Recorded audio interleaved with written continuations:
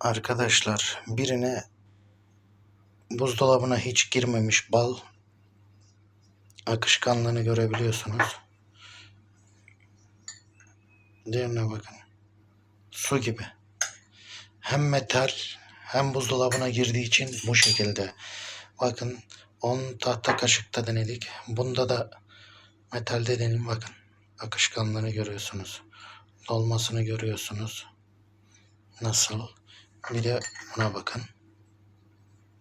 Onun için buzdolabına bal sokulmaz ve demir, metal ne kadar az bal girer, bala demir girerse o kadar daha faydalıdır. Özelliğini yitirir yoksa.